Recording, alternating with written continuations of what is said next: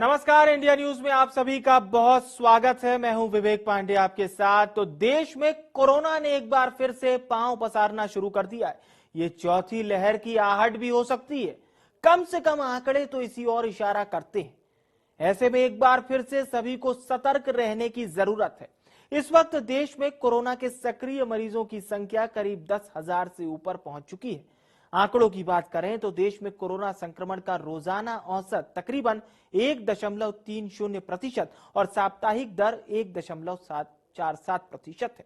देश में फिलहाल 32 ऐसे जिले हैं जहां मौजूदा समय में कोरोना का 10% से ज्यादा पॉजिटिविटी रेट है। इन 6 राज्यों में कोरोना तेजी से फैल रहा है। वहीं यूपी के कई जिलों में कोरोना के केस तेजी से बढ़ने लगे हैं। लखनऊ, आगरा, अलीगढ़, प्रयागराज, कानपुर और नोएडा में कोरोना के केस बढ़ने लगे हैं। यूपी में आंकड़ों की यदि हम बात करें तो कोरोना संक्रमण के एक्टिव केसेस का आंकड़ा 350 से ज्यादा पहुंच गया है। दिल्ली एनसीआर इलाके में भी सबसे ज्यादा पॉजिटिव केस गौतम बुद्ध नगर और गाजियाबाद में ही है। तो कोरोना से अब आपको किस तरह से बचाव करना है, क्या कुछ आपके लिए बहुत जरूरी होगा, इस पर हम अब चर्चा को करेंगे। हमारे साथ कुछ खास मेहमान, खास पैनल चर्चा में जुड़ रहा है जिनसे आपको मुखातिब कराते हैं और इनसे चर्चा भी करेंगे। 2 खास एक्सपर्ट भी हमारे साथ मौजूद हैं। रजनीश जी हैं हमारे साथ, अजय जी हैं। आप दोनों का बहुत स्वागत है। और इसके साथ ही साथ हमारे 2 संवाददाता भी चर्चा में हमारे साथ जुड़ चुके हैं।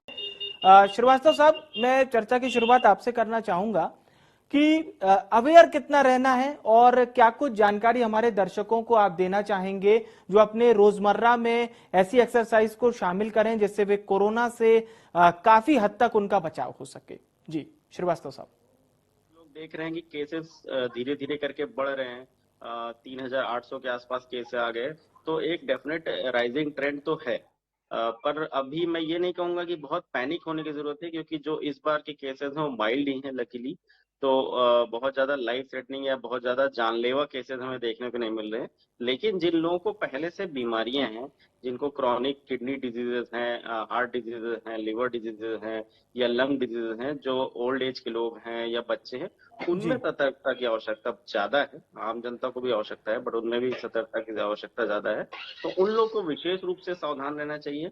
सोशल डिस्टेंसिंग, मास्क, सैनिटाइजेशन, जो हमारे यूनिवर्सल प्रोटोकॉल्स हैं, उनको जरूर फॉलो करें और थोड़ा सतर्क हो जाएं। इसके साथ ही साथ अगर वैक्सीन नहीं लिया है, अगर बूस्टर डोज नहीं लिया है, तो वैक्सीनेशन बहुत इंपॉर्टेंट है। कोरोना के साथ साथ इसमें इन्फ्लुएंजा के कुछ स्ट्रेन भी सर्कुलेशन में हैं। हमने पहले देखा H3N2 फैल रहा है और इन्फ्लुएंजा के और भी स्ट्रेन फैल रहे हैं। तो अगर आप अपने डॉक्टर से डिस्कस करिए, अगर आपको इन्फ्लुएंजा वैक्सीन नहीं लगी है और आप इम्यूनो कॉम्प्रोमाइज्ड हैं, आपको ओल्ड एज है या पुरानी बीमारियां हैं, तो आपको कोरोना और इन्फ्लुएंजा दोनों की वैक्सीन लेनी चाहिए। बिल्कुल, ये बहुत अच्छी बात आपने कही श्रीवास्तव जी। मैं यही आपसे जानना चाह रहा हूं कि जिन लोगों ने बूस्टर डोज लगवा लिया है उन्हें, उनके लिए कितना मतलब बेहतर है ये स्थिति। हालांकि आपने अच्छी बात कही कि अवेयर तो सभी को रहना है।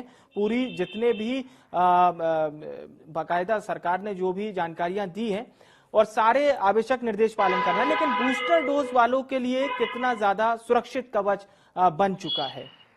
देखिए, हमें सभी को अवेयर रहना है और सभी को प्रिकॉशंस लेने हैं, बिल्कुल क्योंकि भले ही हमें ना हो, हम दूसरों को ट्रांसमिट तो कर ही सकते हैं। जी, और दूसरा, ये कोई भी अहम बात है। वैक्सीन 100% इफेक्टिव नहीं है। वैक्सीन लेने के बाद भी, बूस्टर डोज लेने के बाद भी इन्फेक्शन हमें हो सकता है, और हमसे हमारे फैमिली के नियर एंड डियर वंस, हमारे फैमिली में अगर माता पिता है, ओल्ड एज के लोग हैं, तो उनको ट्रांसमिट भी हो सकता है। तो सतर्क तो सभी को ही रहना है। बिल्कुल वैक्सीन बिल्कुल। लेने के मतलब तो ये नहीं है कि सतर्क हमें पूरी तरह सभी को रहना प्रोटेक्शन है, यही रजनीश श्रीवास्तव जी हमें बता रहे हैं। अब हम अजय शंकर त्रिपाठी जी का रुख करेंगे।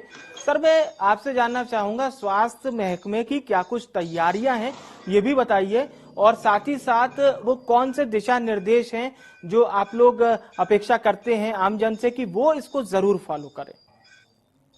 नमस्कार। देखिए, जब होली के बाद से ही इस तरीके के वायरल इफेक्ट बहुत ज्यादा आ गए। पहले इन्फ्लुएंजा का हुआ, H3N2 का जी वायरस का प्रभाव आया, और अब कोविड का दिख रहा है कि कोविड के केसेस अब जिले वाइज जिले बढ़ रहे हैं। तो जब इस तरीके की चीजें हमारे सामने आ रही है, तो शासन ने हम लोगों को निर्देश दिया है कि इस पर अलर्ट रहें, सजग रहें, घबराएं नहीं। किसी को घबराने की आवश्यकता नहीं है, क्योंकि ये इस तरीके का अब वायरस नहीं रहा है कि जिससे बहुत परेशान होने की आवश्यकता है। लेकिन हमें सजग रहना होगा और सतर्क रहना होगा।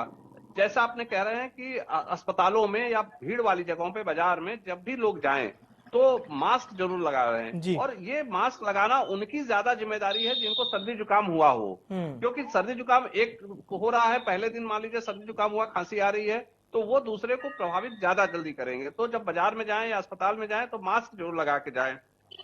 देखा ये जा रहा है कि अस्पताल में कोई भी मास्क लगाने को तैयार नहीं। हम लोग कई बार अपील करते हैं कि लोग मास्क पहने, लेकिन वो लोग लगा नहीं रहे हैं। तो इस तरीके की लापरवाही ना करें, क्योंकि ये लापरवाही भारी पड़ सकती है। बाकी हम लोग के अस्पताल में पूरे तरीके से 25 बेड हम लोगों ने रिजर्व रख दिया है। लोक बंधु अस्पताल में पूरे तरीके से तैयार है लखनऊ में, और सारे ड्यूटीज जो भी रोस्टर वाइज लगा दिया है। जैसी आवश्यकता पड़ेगी ऑक्सीजन कंसंट्रेटर, वेंटिलेटर, सारी मशीनों को हम लोगों ने ठीक ठाक करके उसको तैयार रखा है। और जैसे भी जरूरत पड़ेगी, आवश्यकता जैसे भी पड़ेगी, वैसे पड़नी नहीं चाहिए। मतलब प्रशासनिक दृष्टि से भी आप लोग पूरी तरह से अलर्ट हैं। वैसे तो ऐसी स्थिति ना बने, लेकिन अगर मान लीजिए खुदा ना खास्ता कभी कुछ ऐसा होता भी है तो आप लोग पूरी तरह से तैयार हैं। जी बिल्कुल। श्रीवास्तव जी, मैं आपके पास आना चाहूंगा कि कई बार क्या होता है, बिजी शेड्यूल होता है लोगों का। वो कहते हैं कि हम योग नहीं कर पा रहे, हम अच्छा फूड समय पे नहीं ले पा रहे हैं।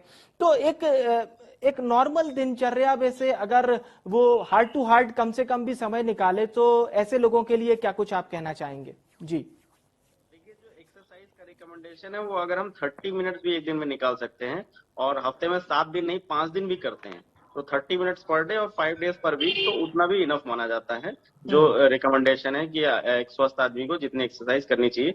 बट हाँ, अपनी लाइफस्टाइल में हो सकता है आप समय ना निकाल पाते हो, बट जितना आप एक्टिव रहेंगे उतनी आपकी बॉडी की इम्यूनिटी अच्छी रहेगी। जैसी आपकी डाइट अच्छी रहेगी, जैसे आपने शुरू में बताया कि हमें नेचुरल डाइट पे ध्यान देना चाहिए। ग्रीन वेजिटेबल्स हो गए, फ्रूट्स, स्पेशली सिट्रस फ्रूट्स, अगर हम सीजनल फल खा सकते हैं, विटामिन सी की मात्रा, फ्लूइड्स की मात्रा, अगर हम ये सब चीजें लेंगे तो हमारी बॉडी की इम्यूनिटी अच्छी रहेगी, और हमें तरह तरह के, सिर्फ कोरोना ही नहीं बाकी सारे रोगों से लड़ने में हेल्प मिलेगा। इसी तरह मास्क सिर्फ कोरोना से ही नहीं बचाता है, और भी तमाम बीमारी से बचाता है, इन्फ्लुएंजा से भी बचाता है, टीबी से भी बचाता है, निमोनिया से भी बचाता है।